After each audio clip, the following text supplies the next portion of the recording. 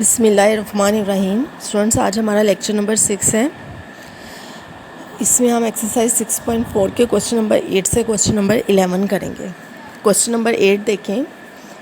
If S2, S3, S5 are the sum of 2n, 3n, 5n terms of an AP show that, तो आपने ये result show करना है S5 is equal to 5 into S3 minus S2। ठीक है। अच्छा, अब सबसे पहले ना हम सम के फार्मूला देख लेते हैं कि वो क्या था। अगर हम लिखते हैं ना S2, इसका मतलब है 2 टर्म्स का सम है। अगर हम लिखते हैं S3, 3 टर्म्स का सम है। हम लिखते हैं S5, 5 टर्म्स का सम है। अब इस क्वेश्चन में उन्होंने कह दिया है कि जब आप लिखोगे ना S2, इसका मतलब है 2n टर्म्स का सम है, यानी टोटल नंबर ऑफ टर्म्स कितने हैं 2n। और S3 अगर आप लिखते हो तो इसका मतलब ये होगा कि 3n टर्म्स का सम है। S5 लिखते हो तो इसका मतलब है 5n टर्म्स का सम है। ठीक है। जब आप S2 का फार्मूला यूज़ करोगे तो n की जगह 2n यूज़ करोगे। जब आप S3 का फार्मूला यूज़ करोगे तो n की जगह 3n यूज़ करोगे। जब आप S5 का फार्मूला यूज़ करोगे तो n की जगह 5n रिप्लेस करोगे। इसकी रीज़न वही कि 2n, 3n और 5n टर्म्स का सम है। ठीक है।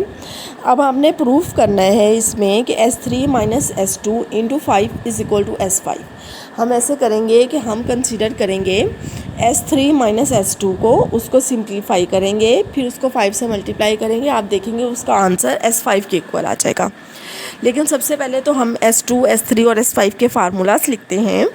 S2 का फार्मूला बनेगा, देखिए S2 के Sn का जो फार्मूला है ना, आपने n की जगह 2n रिप्लेस कर देंगे। जहाँ जहाँ n लिखा है वहाँ 2n लिख देंगे, तो आपके पास S2 का फार्मूला बन जाएगा। अगर आप n की जगह 3n लिख देते हो तो आपके पास S3 का फार्मूला बन जाएगा। अगर आप n की जगह 5n लिख देते हो तो आपके पास S5 का फार्मूला बन जाएगा।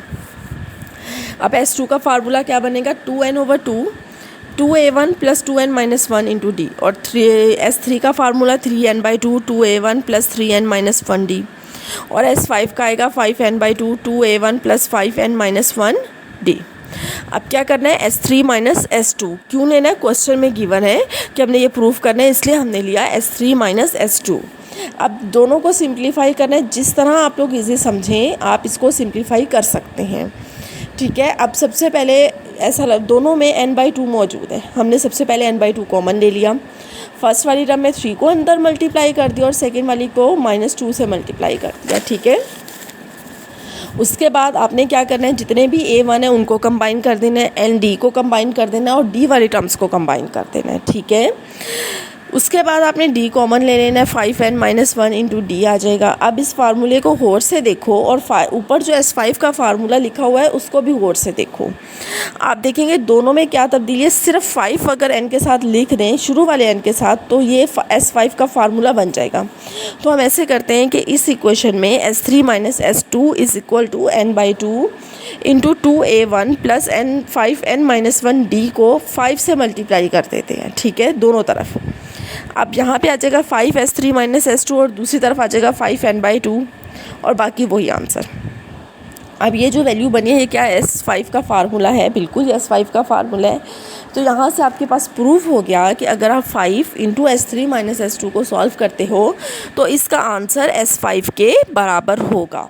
इस क्वेश्चन को एक दफ़ा फिर मैं रिपीट कर देती हूँ कि क्वेश्चन में कहा गया है कि S2, S3, S5 are the sum of 2n, 3n और 5n टर्म्स। ठीक है। ये आपके पास कितनी टर्म्स का सम है, S2 का मतलब है 2n टर्म्स का सम है, S3 का मतलब है 3n टर्म्स का सम है, S5 का मतलब 5n टर्म्स का सम है। यानी कि हमारे पास जो Sn का फार्मूला है ना, n/2 into 2a1 plus n minus 1d, आपने उसमें n की जगह जब आप 2n लिख दोगे, जहाँ जहाँ n लिखा है 2n लिख दोगे तो S2 का फार्मूला बन जाएगा। जब 3n लिखोगे तो S3 का फार्मूला बन जाएगा। जब आप 5n लिखोगे तो आपके पास S5 का फार्मूला बन जाएगा। ठीक है। उसके बाद नेक्स्ट क्वेश्चन पे आ जाए, नेक्स्ट पेज पे, पेज नंबर 2 पे क्वेश्चन नंबर 9 है, obtain the sum of all integers. तमाम इंटीजर्स आपने लेने हैं इन द फर्स्ट 1000 इंटीजर्स, पहले 1000 इंटीजर्स में से, यानी जो काउंटिंग नंबर्स है ना, नेचुरल नंबर्स जो हैं 1 से लेकर 100 तक, 1000 तक sorry, which are neither divisible by 5 nor by 2, जो कि ना तो 5 पे डिवाइड होते हो ना ही 2 पे डिवाइड होते हो। तो पहले हम देखते हैं कि 5 पे कौन से डिवाइड होते हैं और 2 पे कौन से होते हैं, फिर हम वो नहीं लेंगे, ठीक है ना। उन्होंने कहा था neither divisible bye 2 nor bye 5, ना तो वो 2 पे डिवाइड हो ना ही वो 5 पे डिवाइड हो। तो अब देखें 2 पे ऐसे नंबर होंगे जिनके एंड में आए 0, 2, 4, 6 और 8, ठीक है, ऐसे नंबर 2 पे डिवाइड होंगे। और जिन नंबर्स के एंड में 0 और 5 आएगा वो सारे 5 पे डिवाइड होंगे। तो हम वो तमाम नंबर्स नहीं लेंगे जिनके एंड में 0, 2, 4, 6, 8 और 5 आता हो, ठीक है। ये ऐसे नंबर्स होंगे जो 2 और 5 पे डिवाइड हो सकते हैं कंबाइन, मतलब कुछ 2 पे और कुछ 5 पे। तो अब हमने वो लेने जो इन पे डिवाइड ना हो। अब देखिए फर्स्ट 1000 इंटीजर्स, ठीक है। अब आपने देखें 1 ना 2 पे डिवाइड होता है ना 5 पे, फिर 2 होता है वो नहीं लिखेंगे, फिर आप 3 लिखेंगे, फिर आप 7 लिखेंगे, फिर 9 लिखेंगे, ठीक है। अब आपने ये 4 लिख लिया ना, 1, 3, 7, 9। अब इनको ज़रा गौर से देखो, 1, 3, 7, 9 इन्हीं से बाकी सारे बन जाने। अब हमें बार बार चेक करने की ज़रूरत नहीं है, ठीक है। इनके स्टार्ट में 1 1 लगा दो, जैसे 1 1 11, फिर 1 7 नहीं 1 3 1 7 1 9 20 तक हो गए। अब इनके शुरू में 2 लगा दो, फिर इनके शुरू में 3 लगा दो, 3 1 3 3 3 7 3 9। अब एंड वाले जब आपने लिखने ना इनके शुरू में 9 लगा दो, जैसे 9 1 9 3 9 7 और 9 9। फिर दोबारा बताती हूँ, ऐसे नंबर जो ना तो 2 पे डिवाइड होते हो ना ही 5 पे, वो वाले लेने हैं। ऐसे नंबर जो ना 2 पे डिवाइड हो ना 5 पे, उनके एंड में आएगा 1 3 7 9, ओके। पहले लिखोगे 1 3 7 9, फिर इनके शुरू में 1 1 लगा दो, 1 3 1 1 1 3 1 7 1 9, फिर 2 लगा दो, 2 1 2 3 2 7 2 9, फिर 3 लगा दो, 3 1 3 3 3 7 3 9, फिर एंड वाला लगा दो 9 9, यानी 999 1 993 997 999 1000 तक इंटीजर्स आ गए। वो तमाम इंटीजर्स जो ना तो 2 पे डिवाइड होते हैं ना ही 5 पे डिवाइड होते हैं। अब आप ये देखेंगे कि इनके दरमियान जो डिफरेंस है ना वो कॉमन नहीं है, इसलिए अब हमें इन्हें सॉल्व करना पड़ेगा कुछ तरतीब के साथ। अगर आप पहले 4 ले लें, उनको ऐड करो, फिर अगले 4 ले लो, उनको ऐड करो, फिर अगले 4 ले लो उनको, फिर इसी तरह एंड वाले 4 ले लो। अब 4 4 क्यों लिए, देखिए पहले 4 जो हैं पहले 10 इंटीजर्स में से हैं, अगले पहले फिर 20 में से हैं, फिर 30 तक हैं, फिर 40 तक है, फिर 1000 तक है, इस तरतीब से है ना। इस तरह आपने उनको ऐड किया। जब आपने उनको ऐड किया ना तो आपके पास पहले का आंसर आ गया 20, फिर आंसर आ गया आपके पास 60, फिर आंसर आ गया 100 और एंड वाले का आंसर आ गया 3980। आपने इनका निकालना है सम, ठीक है, सम मजमुआ प्लस करके। उसके लिए हम फार्मूला यूज़ करेंगे। पहली टर्म तो इसकी आ गई 20, इन तमाम में आप देखें डिफरेंस कॉमन है, यानी सेम डिफरेंस है। वो कितना है 40 का। अभी हमें ये नहीं पता कि ये टोटल कितनी टर्म्स हैं, उसके लिए हम n फाइंड आउट करेंगे। नंबर ऑफ़ टर्म्स निकालना हमने स्टार्ट में सीखा था, an हम लास्ट टर्म को कह देते हैं और वहाँ से n निकाल लेते हैं। an क्या है, formula a1 plus n-1d। a1 क्या है 20, n-1d कितना है 40। आपने इसमें पुट किया, जब आपने इसको सॉल्व किया ना तो आपके पास 100 आ गया। यहाँ पे बच्चों सिंप्लीफिकेशन आप खुद करेंगे, मैं आपको हिंट दे देती हूँ कैसे करना है। 3980 है ना, इसमें से 20 को माइनस कर लो, जो आंसर आएगा 40 पे डिवाइड कर देना, फिर n-1 लिखना है, ये -1 है, दूसरी तरफ जाके +1 हो जाएगा, तो आपके पास आंसर आ जाएगा 100। अब टोटल नंबर ऑफ़ टर्म्स इसमें है 100। अब सम का फार्मूला अप्लाई करते हैं। अब आप इसमें फर्स्ट भी यूज़ कर सकते हो और सेकंड भी, दोनों फार्मूलाज यूज़ कर सकते हो। चूँकि हमें a1 भी पता है, हमें d भी पता है, हमें nth टर्म भी पता है और हमें n भी पता है, इसलिए आप दोनों में से जो फार्मूला यूज़ करना चाहें कर सकें। चूँकि इसमें पहले वाला ईजी है, n/2 a1 प्लस an, वो वाला यूज़ किया। आप सेकंड वाला करना चाहो n/2 2a1 प्लस n-1d, तो वो वाला यूज़ कर लीजिएगा। दोनों से आंसर यही आएगा। नेक्स्ट चलते हैं क्वेश्चन नंबर 10 पे। S8 and S9 are the sum of the first 8 and 9 terms of an AP। ठीक है, अरिथमेटिक प्रोग्रेशन की 8 और 9 टर्म्स का सम है पहली। ठीक है, S8 क्या है, A1 plus A2 plus A3 कहाँ तक है, A8 तक, तो S8 बन जाएगा। S9 में पहली 9 टर्म्स हैं, उनका सम है। अच्छा, फिर उसके बाद उन्होंने कहा है terms of an AP find S9। S9 आपने निकालना है। कंडीशन क्या गिवन है कि 50 S9 is equal to 63 S8। और फिर उसके बाद सेकंड कंडीशन है कि A1 is equal to 2।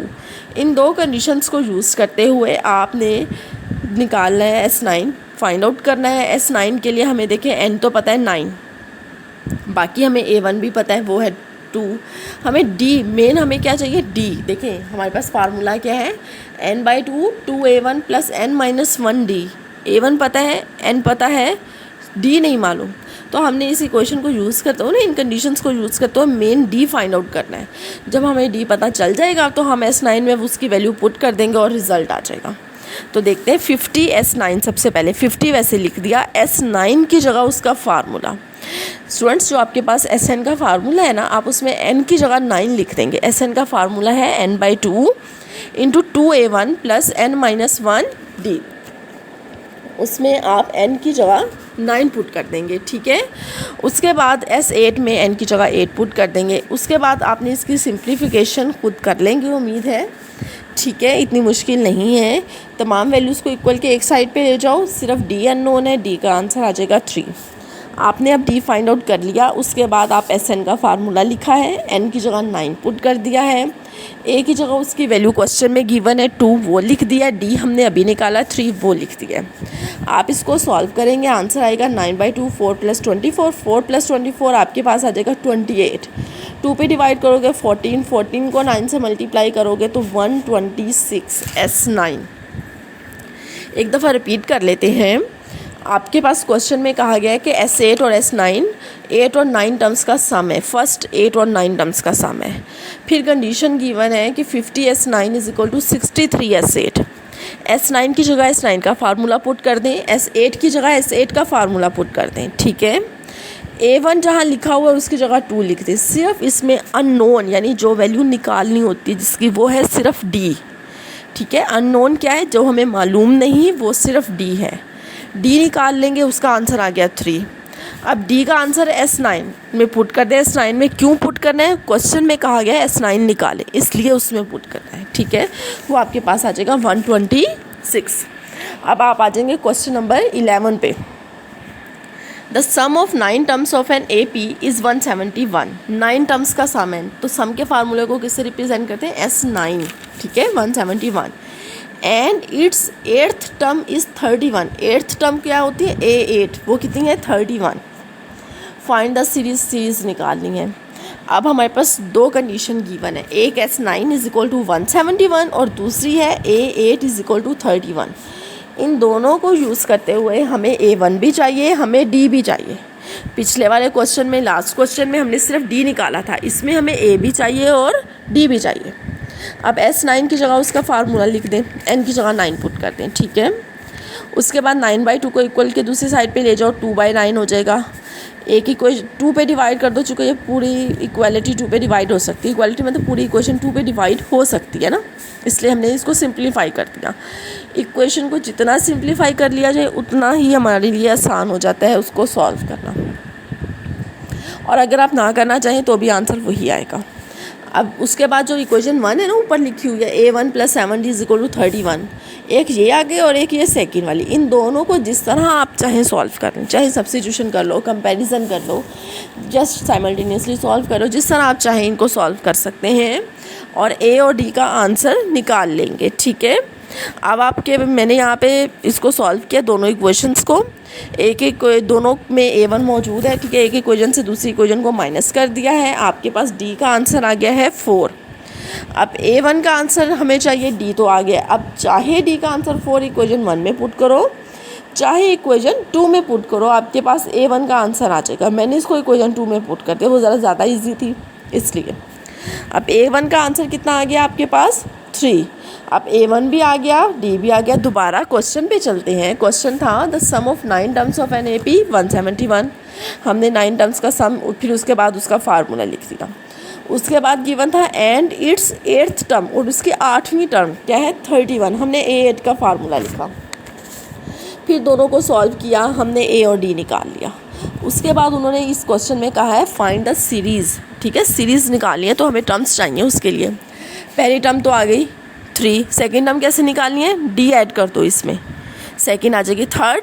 Third में फार्मूला मैंने साथ साथ लिखा है। दूसरा तरीका क्या है कि जो सेकेंड टर्म है ना सिर्फ उसमें डी ऐड करो। डी क्या है 3, 11 आ गया। 11 में फिर डी ऐड कर दो, अगली टर्म आ जाएगी। फिर यानी कि आप सिर्फ डी ऐड करते जाओ ना, हर दफ़ा अगली टर्म्स आ जाती हैं।